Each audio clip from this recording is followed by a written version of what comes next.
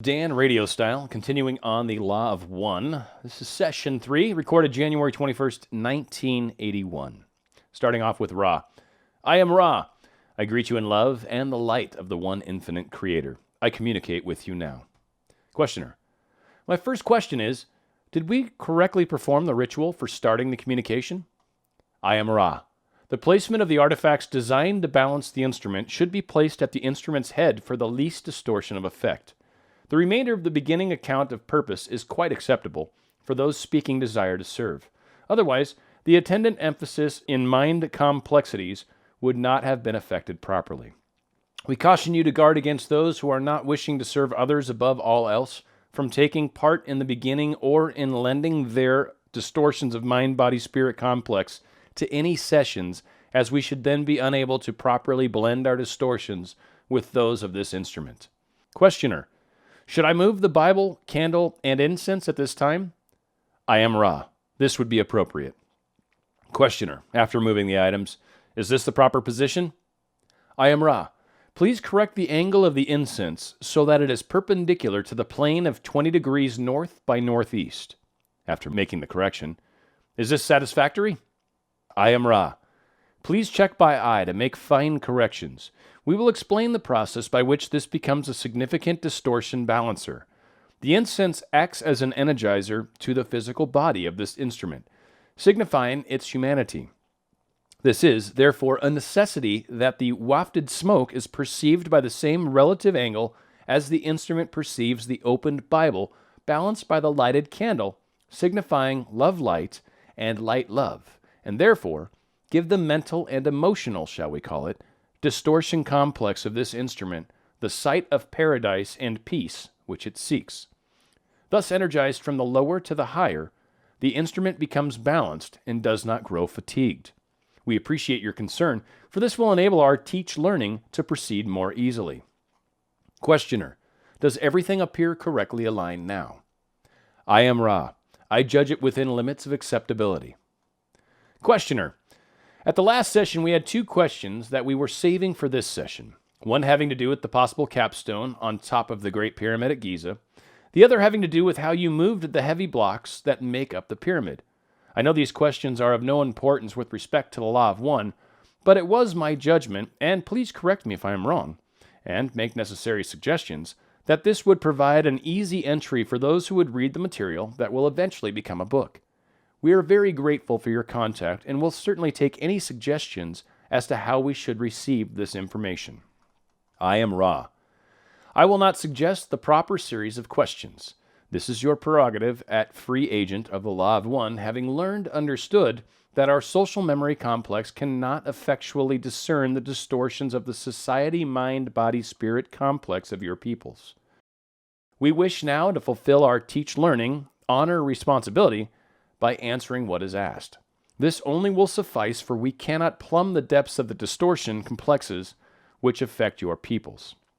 The first question, therefore, is the capstone. We iterate the unimportance of this type of data. The so-called Great Pyramid has two capstones. One was our design, and one was of smaller and carefully contrived pieces of the material upon your planet, which you call granite. This was contrived for crystalline properties and for the proper flow of your atmosphere via a type of what you would call chimney. At a time when we as a people had left your density, the original was taken away and a more precious one substituted. It consisted, in part, of a golden material. This did not change the properties of the pyramid, as you call it, at all, and was a distortion due to the desire of a few to mandate the use of the structure as a royal place only. Do you wish to query further upon this question? What did you mean by chimney? What was its specific purpose? I am Ra. There is a proper flow of your atmosphere which, through small, freshens the whole of the structure. This was designed by having airflow ducts, as this instrument might call them, situated so that there was a freshness of atmosphere without any disturbance or draft. Questioner. How are the blocks moved? I am Ra. You must picture the activity within all that is created. The energy is, though finite, quite large compared to the understanding distortions by your peoples. This is an obvious point well known to your people, but little considered. This energy is intelligent. It is hierarchical. Much of your mind-body-spirit complex dwells within a hierarchy of vehicles and retains, therefore, the shell or shape or field and the intelligence of each ascendingly intelligent or balanced body. So does each atom of such a material as rock. When one can speak to that intelligence, the finite energy of the physical or chemical rock body is put into contact with that infinite power which is resident in the more well-tuned bodies, be them human or rock. With this connection made, a request may be given. The intelligence of infinite rockness communicates to its physical vehicle, and that splitting and moving which is desired is then carried out through the displacement of that energy field of rockness from finity to a dimension which we may conveniently call simply infinity. In this way, that which is required is accomplished due to a cooperative of the infinite understanding of the Creator indwelling in the living rock. This is, of course, the mechanism by which many things are accomplished, which are not subject to your present means of physical analysis of action at a distance. Questioner: I'm reminded of the statement, approximately, that if you had faith to move a mountain, the mountain would move. This seems to be approximately what you are saying, that if you are fully aware of the law of one, you would be able to do these things. Is that correct? I am Ra. The vibratory distortions of sound, faith, is perhaps one of the stumbling blocks between those of what we may call the infinite path and those of the finite proving understanding. You are precisely correct in your understanding of the congruency of faith and intelligent infinity. However, one is a spatial term, and the other more acceptable perhaps to the conceptual framework distortions of those who seek with measure and pen. Questioner: Then if an individual is totally informed with respect to the law of one, and lives the law of one, then such things as the building of the pyramids by direct mental effort would be commonplace. Is that what I am to understand? I am Ra. You are incorrect in that there is a distinction between the individual power through the law of one and the combined or societal memory complex, mind-body-spirit complex understanding of the law of one. In the first case, only the one individual, purified of all flaws, would move a mountain. In the case of mass understanding of unity, each individual may contain an acceptable amount of distortion, and yet the mass mind could move mountains. The progress is normally from the understanding which you now seek to a dimension of understanding which is governed by the laws of love, and which seeks the laws of light. Those who are vibrating with the law of light seek the law of one. Those who vibrate with the law of one seek the law of foreverness. We cannot say what is beyond this dissolution of the unified self with all that there is, for we still seek to become all that there is, and still are we Ra. Thus, our paths go onward. Questioner: Was the pyramid then built by the mutual action of many? I am Ra. The pyramids which we thought built were constructed thought forms created by our social memory complex. Questioner: Then the rock was created in place rather than moved from someplace else, is that correct? I am Ra. We built with everlasting rock the Great Pyramid, as you call it. Other of the pyramids were built with stone moved from one place to another. Questioner: What is everlasting rock? I am Ra.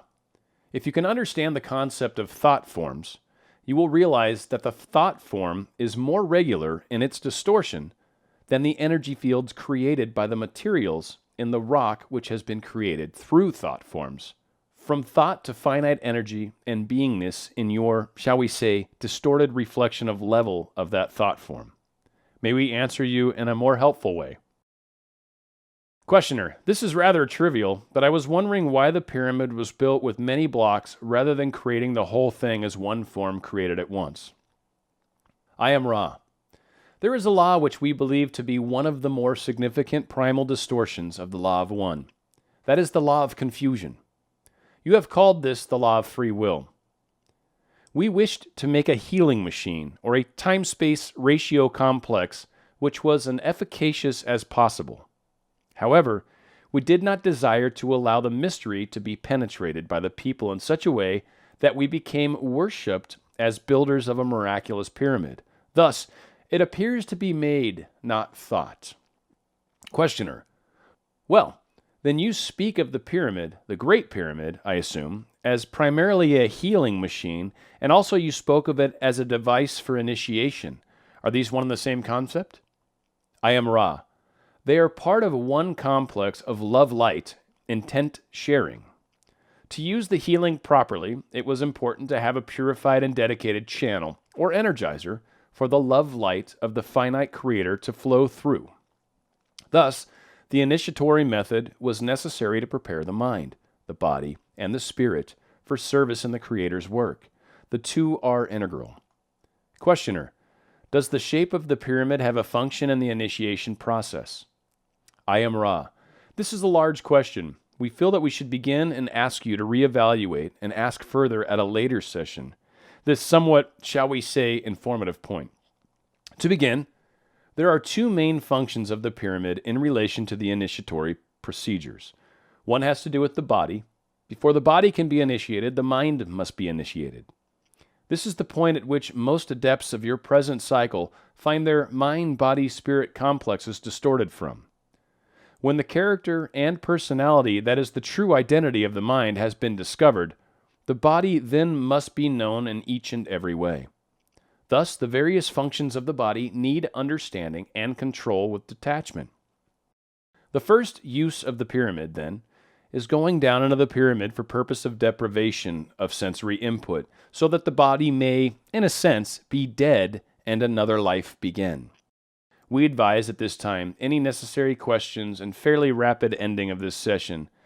Have you any query at this time space? Questioner, the only question is there anything we have done wrong or that we could do to make the instrument more comfortable? I am Ra. We scanned this instrument. The instrument has been much aided by these precautions. We suggest only some attention to the neck, which seems to be in this body distortion, to be distorted in the area of strength weakness. More support, therefore, to the neck area may be of an aid. Questioner, should we have the instrument drink the water from the chalice behind her head, or should we have her drink from another glass after we have charged it with love? Ra. I am Ra. That and only that chalice shall be the most beneficial, as the virgin material living in the chalice accepts, retains, and responds to the love vibration activated by your beingness. I am Ra. I will now leave this group rejoicing in the power and peace of the one Creator, Adonai.